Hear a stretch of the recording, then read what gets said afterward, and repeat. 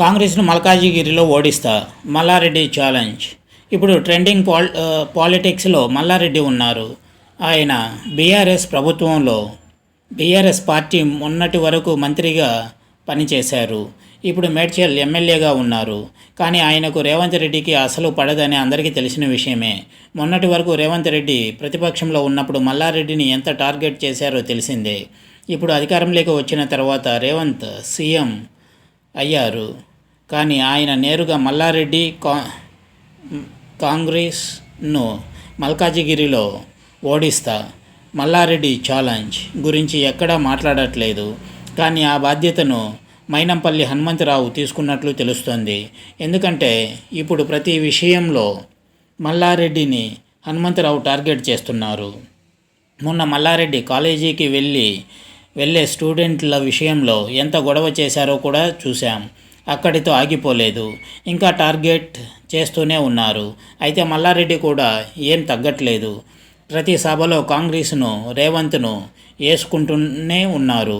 ఇప్పుడు తాజాగా మల్కాజిగిరి పార్లమెంటు స్థాయి సమావేశం నిర్వహించారు. ఇందులో మల్లారెడ్డి మాట్లాడుతూ కాంగ్రెస్ సెటైర్లు వేశారు.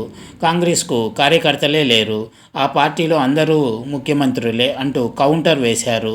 అంతేకాకుండా మల్కాజిగిరిలో తన పట్టు గురించి చెప్పుకొచ్చారు. మల్కాజిగిరిలో ఎంపీగా రాగిడి లక్ష్మారెడ్డిని పోటీ చేస్తున్నామని, కాబట్టి ఆయన్ను గెలిపించుకునే సత్తా తనకు ఉందని తెలిపారు. లక్ష్మారెడ్డి తనకంటే చాలా మంచివాడని, 25 ఏళ్లుగా ఎన్నో సేవా కార్యక్రమాలు చేస్తున్నారంటూ తెలిపారు మల్లారెడ్డి. అంతేకాకుండా మల్కాజిగిరిలో కాంగ్రెస్ను అడ్రస్ లేకుండా చేశానని గుర్తు చేశారు. కాంగ్రెస్ను మల్కాజిగిరిలో ఓడిస్తా, మల్లారెడ్డి ఛాలెంజ్ చేశారు. మల్కాజిగిరిలో 7 ఎమ్మెల్యే నియోజకవర్గాలు ఉంటే అన్నింటా బీఆర్ఎస్ పార్టీ ఎమ్మెల్యేలే గెలిచారని చెప్పారు. ఈ 7 నియోజకవర్గాలలోని కార్పొరేటర్లు కూడా బీఆర్ఎస్ నేతలే అని తెలిపారు. కాంగ్రెస్కు ఒక్క కార్పొరేట్ కూడా లేదని ఎద్దేవా చేశారు. రేవంత్ రెడ్డి మల్కాజిగిరి ఎంపీగా ఉన్నా సరే కార్పొరేట్ ఎన్నికల్లో కాంగ్రెస్ను మల్కాజిగిరిలో మట్టి కరిపించాలని తెలిపారు మల్లారెడ్డి. రాబోయే ఎంపీ ఎన్నికల్లో కూడా కాంగ్రెస్ పార్టీని చిత్తు చేస్తానని, మల్కాజిగిరిలో ఖచ్చితంగా బీఆర్ఎస్ను గెలిపిస్తానని తెలిపారు.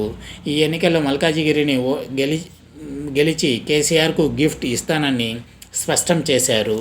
ఇది వ్యూవర్స్.